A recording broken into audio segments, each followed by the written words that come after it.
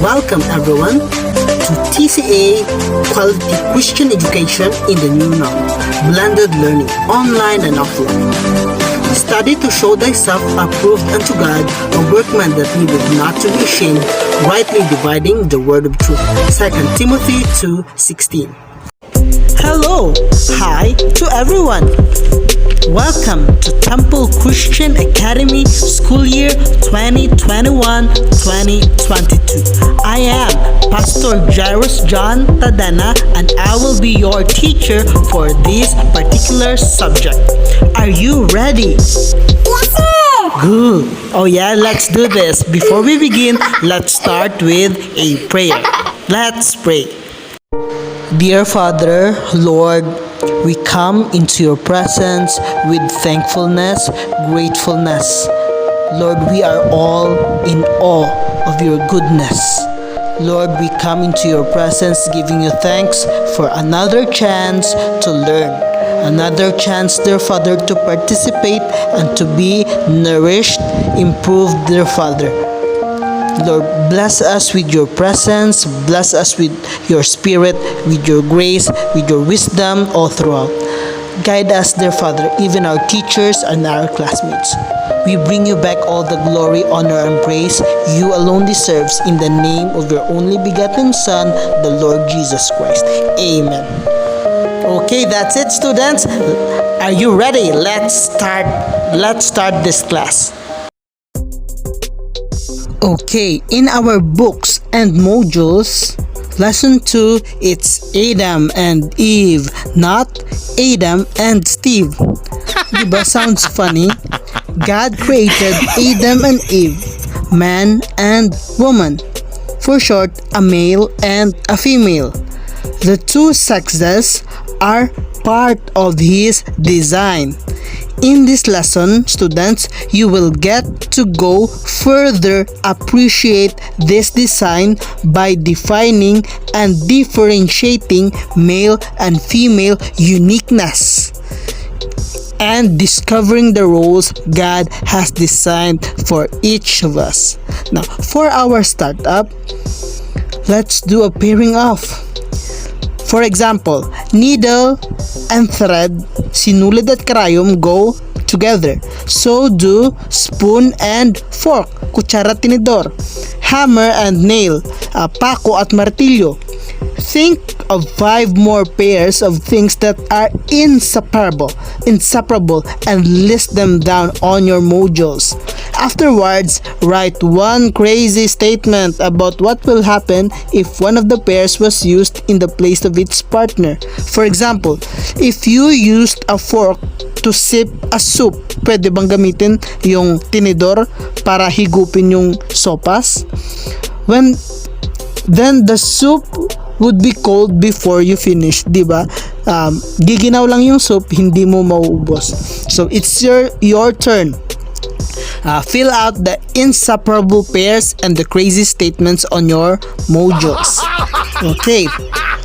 Next, let's do the think and discover. Look, everybody look at this. Random doors are often labeled male and female, ladies and gentlemen, boys and girls, or he and she, diba? We can see that on CR's comfort rooms. Sometimes these symbols are used. Everybody look at these symbols. You would expect a certain type of individual to enter through the he door and another through the she door. You would also expect that all those who enter through the he door would have quite similar characteristics, diba? Mga lalaki lahat. The same would be true with those who enter through the she door. What would these characteristics be? Do they have the same clothes? Do they have the same hairstyle? The same body structure? The same mannerism? I think not. On the first column in your books under the Think and Discover portion, list down the common characteristics. When we say common, magkapareho, of the people whom you believe would enter through the he door. And on the second column, syempre, list down the common characteristics of people whom you believe would enter through the she door.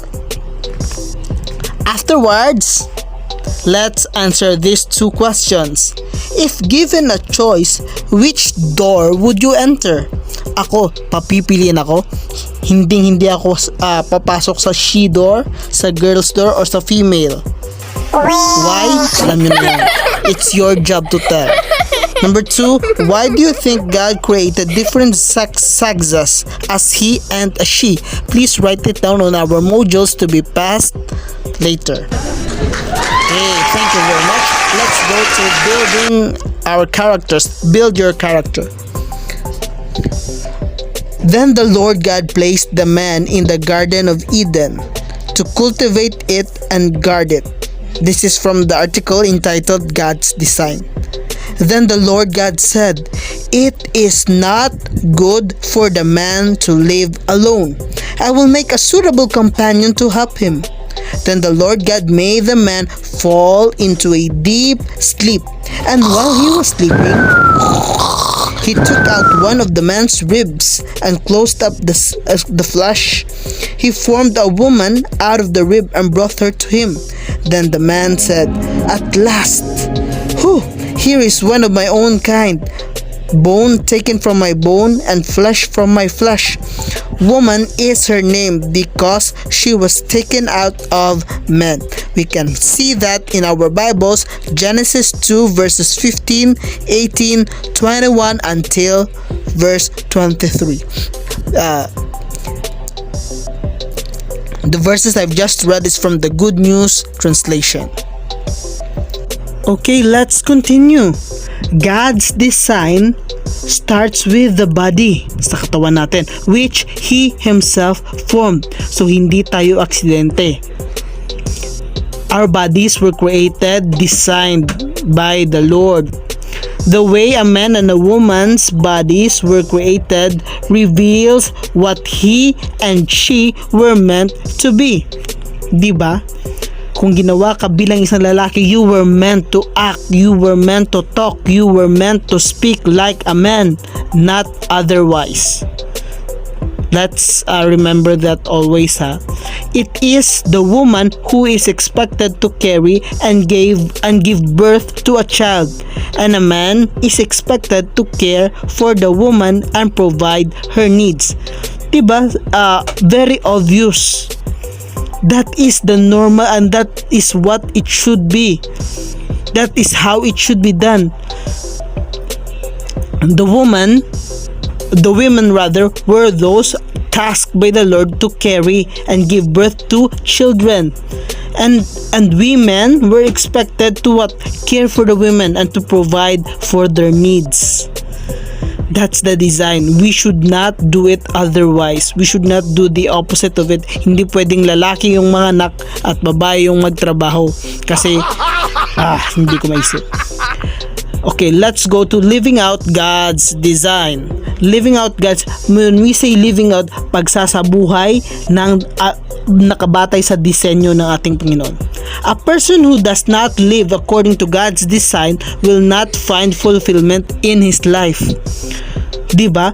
If you were made by God to be someone and yet you are acting like someone else, di ba nakaka-frustrate yun sa side ng ating Creator? For example, you made a paper plane. Have you seen a paper plane? Can you make one? Okay. Then you give it to your younger brother or sister, and then later on you find him or her making the paper plane float on a basin of water. Anong sasabihin mo? Paper plane yan, hindi yan paper boat. Ba't mo pinalulutang yan? Pinapalipad yan. Diba? Paper planes were meant to fly, not to float on water.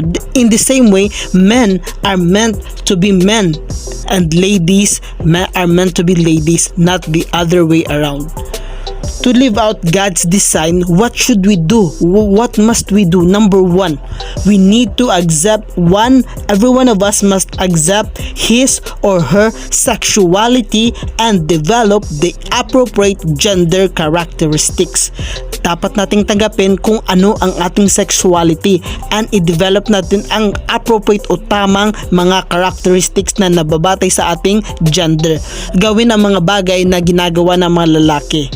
Gawin ang mga bagay na ginagawa ng mga babae para sa mga babae at para sa mga lalaki mga bagay na ginagawa ng lalaki.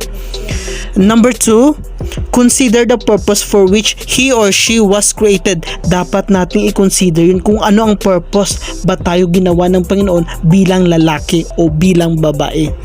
And not only as men and women but as His creatures, as His beings. We are created for a purpose.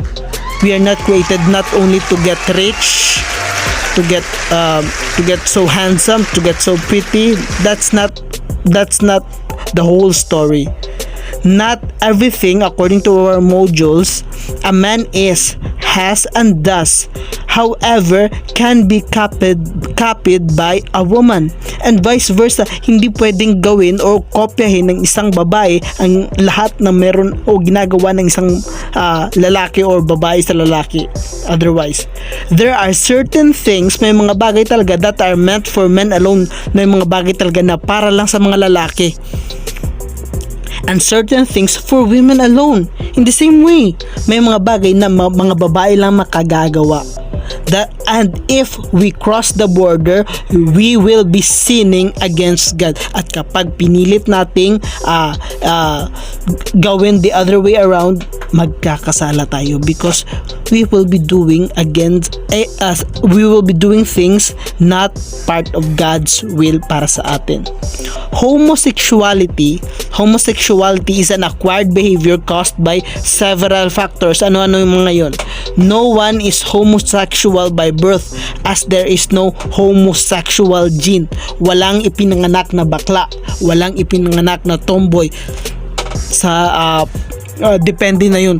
For example, may isang batang lalaki na ipinanganak, bunso siya, ang lahat ng kanyang mga lahat ng other siblings siya ay mga babae lahat. So later on naging bakla siya, parang bakla siya kung gumalaw. Pero nung tinanong siya kung ano siya, babae o lalaki, sabi niya, hindi ako isang bakla, medyo female lang ako kung gumalaw dahil ang mga sisters ko, 8 silang lahat, ay mga dahil lahat ng mga siblings ko mga babae lahat, sisters. All I have at home were sisters. I don't have any brother. Ako lang ang lalaki, ako pa ang bunso. So every day I see them, na-adapt ng behavior ko sa kanila. Pero I am not a gay. I'm making that clear. I am not a gay and I will never be a gay because I know God is not pleased with me if I act, speak, talk, and think like a gay. So, di ba ang ganda? The homosexual should ask God's forgiveness, humingi ng tawad sa Panginoon, because God can change his life. Only God can change his life. Now, I'm inviting everyone to please do the assess yourself in our books. Answer the following questions correctly with just one word. Okay, number 1, what name is given to your sex when you produce a child? 2, what do you call your opposite sex? Who is the designer of your sex? What role does the Bible assign to your sex? Yung mga roles pinag-usapan natin. And what characteristics do you have that the opposite sex does not have? Now, I want you also to do in your modules, express it in words. Write an essay of appreciation for the way God has designed you. You may choose to write about any of the following topics. So, mamili lang. Number 1, God's design for me. Pwede mo yung gamitin yun. Sulat mo ng essay. Number 2, I'm glad I'm a man, or I'm glad I'm a woman pag babae ka. A man pag lalaki ka. And 3, living out who I am meant to be. Now, For our guard of your heart, let us memorize the memory verse Genesis 5 verses 1 and 2. It says, when God created mankind, He made them in the likeness of God. He created them male and female and blessed them, and He named them mankind, for they were created. Okay, so thank you very much. That's the end of our class. We are so glad we have finished another one. So let us thank the Lord. I am reminding everyone to please do your assignments and every activity in line with this topic. For our closing prayer, let's pray. Father, Lord, thank you for being with us, giving us the time, the knowledge, dear Father, the opportunity to have this lesson and to have it done, dear Father, Lord. It's all because of you, Lord. We praise you, we thank you, we praise your name. Bless us, dear Father, and dismiss us with your love. In the name of Jesus Christ, our Lord and our Savior. Amen. Okay, that's it, students. Thank you very much. Goodbye, and God bless us all. Bye.